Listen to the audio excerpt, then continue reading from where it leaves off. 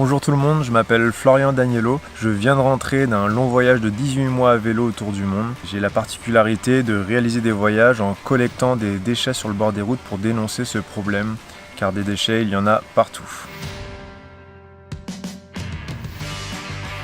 J'ai déjà réalisé un tour de l'Europe à vélo électrique avec l'un de mes meilleurs amis entre 2015 et 2016. Donc ensemble, on a parcouru 16 000 km à travers 29 pays de l'Europe et c'est un voyage qui a duré 10 mois. Et c'est dans ce voyage que je me suis rendu compte que des déchets, il y en avait partout sur le bord des routes, peu importe où on allait. Forcément, selon les pays, il y a des quantités différentes. En tout cas, c'était quelque chose qui m'a choqué dans ce premier voyage. Et c'est pour ça que j'ai voulu profiter de ce tour du monde pour parler de cette thématique qui me tient à cœur.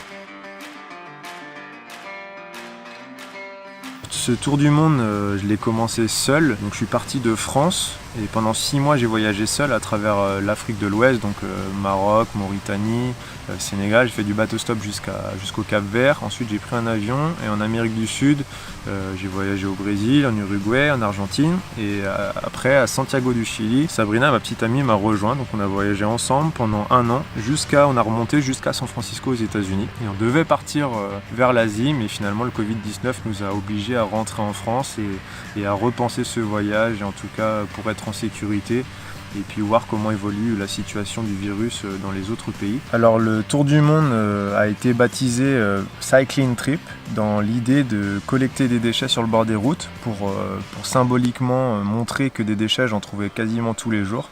Donc très régulièrement je ramassais 1 à 3 kilos de déchets.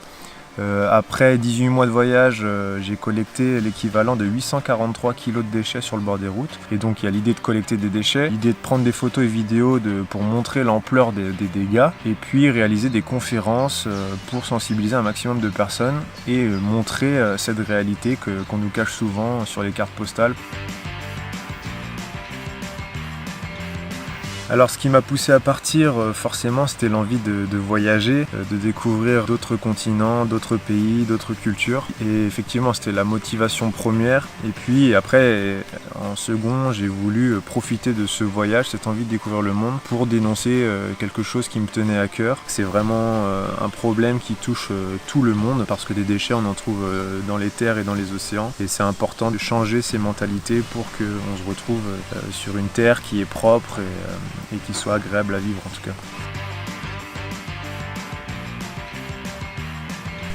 Alors d'après moi, les 3 indispensables avant de partir, surtout sur un voyage à vélo, c'est de savoir si déjà le vélo nous plaît. Donc pour ça, avant de se lancer dans un grand voyage à vélo, c'est de se faire des petites expériences pour être sûr que ça nous plaît et que c'est un rythme qui nous convient. En deuxième, c'est de bien se préparer. Donc la préparation, ça veut dire quand on part sur un long voyage, c'est d'avoir un œil sur l'itinéraire qu'on aimerait réaliser, préparer également les saisons, savoir si les pays à laquelle on souhaite traverser, est-ce que c'est à la bonne période ou pas, et puis préparer aussi un budget, parce que voyager comme ça, ça demande un petit budget, donc un minimum d'organisation. Après, certains partent sans réelle organisation. Moi, c'est quelque chose qui est très important pour moi. Et puis le troisième indispensable, c'est d'être prêt à partir. Il y a le côté physique, mais d'après moi, le plus important, c'est le côté psychologique et mental. J'ai vraiment profité des derniers mois un maximum avec mes amis et ma famille pour être sûr de bien profiter avant de partir et de faire le plein d'énergie. Et donc quand on profite comme ça, on part au taquet quoi. Alors moi, j'ai pas d'objet particulier ou des objets fétiches quand je voyage à vélo. Je sais qu'il y a quelque chose que j'essaye d'avoir toujours avec moi, c'est une caméra ou de quoi filmer, parce que c'est souvent difficile de capturer des moments précis dans un voyage. J'en ai loupé plein forcément, mais l'avantage c'est que maintenant on peut vite glisser une GoPro quelque part, un téléphone portable fait de très belles images et vidéos, et la caméra assez accessible sur le vélo pour prendre des choses qui se passent sur la route assez rapidement. J'avais un peu cette obsession de prendre des belles images, mais des fois je suis passé à côté de certaines, et en tout cas elles sont gravées dans la tête et je pourrais jamais les partager, mais elles resteront pour moi, ces images. Alors pour tracer des itinéraires, rien de plus simple d'après moi. Moi en général je prends une carte et là où j'ai envie d'aller, là où la curiosité m'amène, je me donne aucune limite. Donc là où je veux aller, j'essaie d'y aller, même si parfois on se retrouve sur des endroits très difficiles.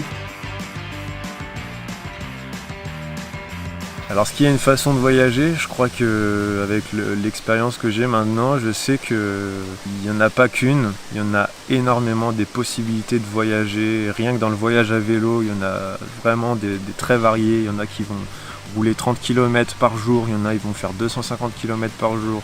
Certains ils préfèrent voyager seuls, à deux, des fois en famille, avec des animaux. Donc non, il n'y a pas de façon de voyager.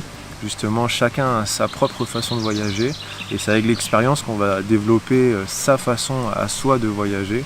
Et c'est ça qui est le plus important en fait. L'objectif, c'est pas de voyager comme quelqu'un d'autre, c'est de voyager à sa façon. En tout cas, c'est le conseil que je pourrais donner. Il faut s'écouter, il faut s'inspirer de ce que font les autres, mais essayer de trouver votre façon de voyager.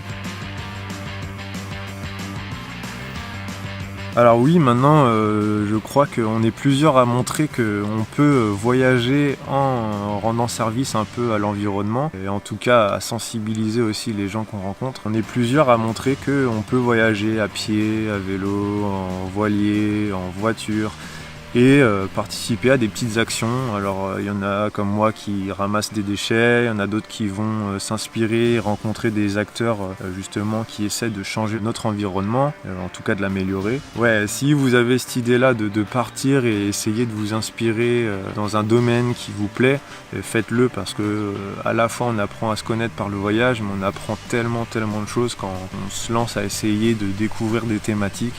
Donc si vous êtes intéressé pour le faire, si vous avez cette motivation, faites-le. Quand on est en France, on a beaucoup de chance de pouvoir se permettre de le faire, donc quand on veut, on peut.